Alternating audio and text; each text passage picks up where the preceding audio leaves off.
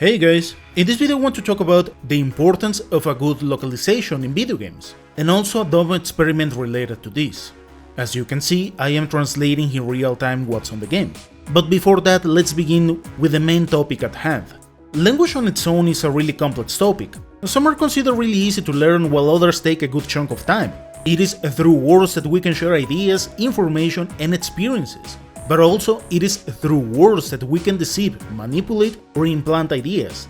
Now, don't underestimate the brain. Whenever you hear someone talk, it is one of those moments when it connects a lot of neurons. Whether we like it or not, speaking is an important process in our lives. Otherwise, if, for example, you live in isolation, the brain tends to decay.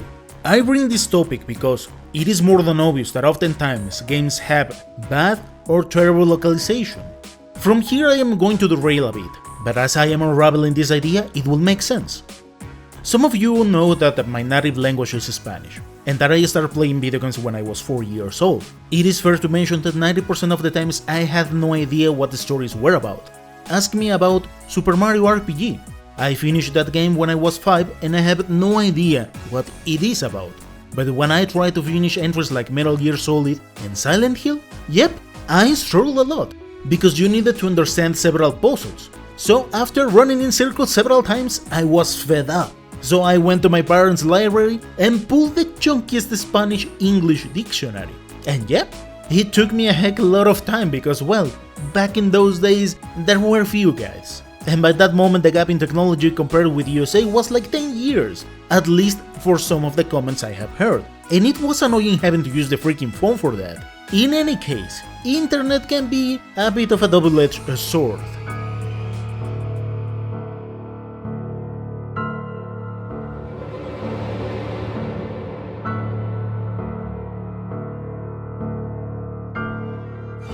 I used to check some magazines because that was the only kind of easy way to understand some puzzles, tips to beat some enemies, or get to know some of the Japan exclusive games. However, this was useful just for the, let's say, famous games.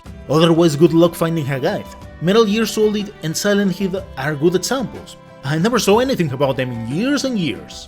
The thing is that when I was older, I got to see many games that had terrible localizations. And believe me, it was confusing, because games need to be translated from Japanese to English, and then I had to translate to Spanish. So there were lots of times where ideas were like, the heck do they mean with this?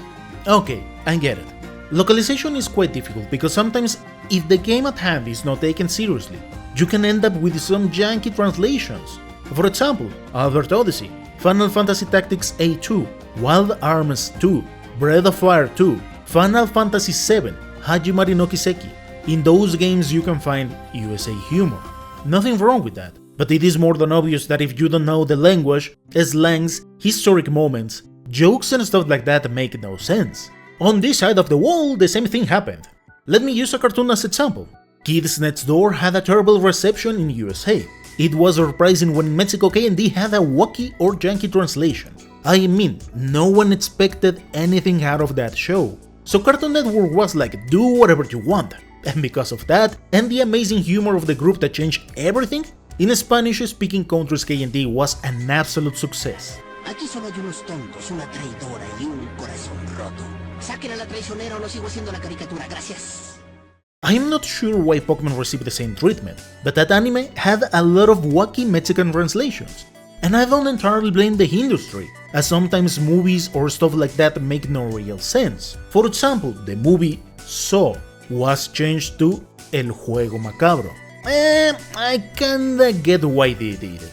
Visto or even Sierra is a bit ambiguous, and for a newer approach on the idea, my dear friend Nokotan has a lot of wacky Mexican translations. Que este año esté lleno de cosechas de arroz. Este año está lleno de mucha lujuria. No tienen remedio. With this, okay, I get it.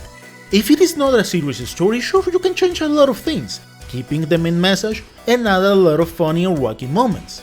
In all honesty, I don't regret having a bad localization in games like Moero Chronicle or Crystal, because I know they are dumb stories. Now, if you ask me about the games that have received a Spanish localization, Well, the first one I played was the European version of Metroid Fusion, and it is not that good. Final Fantasy VII. If you think the English localization is bad, Bloodborne. If you try to understand the lore, it's an impossible task, because several things were changed in a way that it doesn't make sense. And in entries with environmental storytelling that is important. Take as example any Souls game, or even mangas like Blame. As far as I remember, Halo 2 had a good translation, or at least I kinda remember that several things were correctly translated, but that is another story, and there is also a dumb fight between Spain and Mexico with their translations. I have played other games in Spanish, but the previous entries were the first on top of my mind.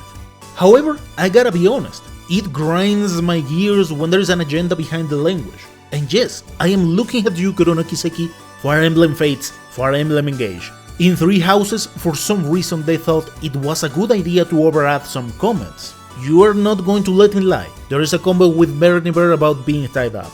That was taken out of the pocket. As far as I know, in Metroid Other M, they gave Samus Aran a cocky attitude that wasn't original. I am not entirely sure about that one, to be honest, but some people that got a bit deeper into the game mentioned that. Those are clear examples of something behind the curtain. Heck, characters like Catre or Soleil have to take the hit.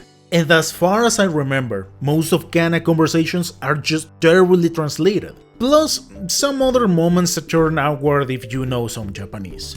Because sometimes it is like you hear what they say and look at what is written and it makes no sense. So here is where I question, why? What is the purpose here? Is it because of politics? Is it because we humans are easy to manipulate? Do not underestimate the words. They are much more powerful than most people think. There is a reason why Socrates said, "The misuse of language induces evil in the soul." Ironically, this is a good example of perhaps a simplified translation. All of this leads to the experiment I mentioned before, because I mean my struggles were like 24 years ago, but nowadays the technology is way better. So when I got my Detron Odyssey copy, I also bought a Japanese exclusive game. I have finished some Japanese games before, but most of the times they were really easy, so no need to understand what's going on. And yeah, it took me a freaking lot of time, but at last. Here I wanted to beat this game, and it was not going to happen anytime soon, if I am not able to understand puzzles. And right now, I am a bit too lazy to go out there and try to conquer a stupidly complex language. Well, at least written, because by ear I can catch a lot of things. Now, this is a fully voice-acted game, so I can say that it makes a sense between what this voice acting says with what it's translated.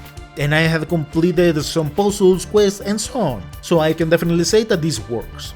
It has its issues, but if there is a good reception in this video, I will point those things out. If you want me to make a tutorial of how you can do this, let me know, by commenting and liking the video. So the idea is, things like Google Translate are really accurate nowadays. As soon as we are not using slangs, words with multiple meanings and stuff like that.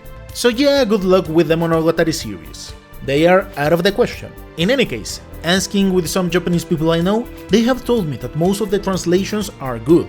So I wanted to experiment with one game, and perhaps extend to others out there. I mean, there is a sea of possibilities. In conclusion, I don't mind if the game has few issues. I mean, we are human beings. We commit mistakes, but when they start to change whole sentences for something entirely different, it can turn annoying, and the general quality of the game diminishes.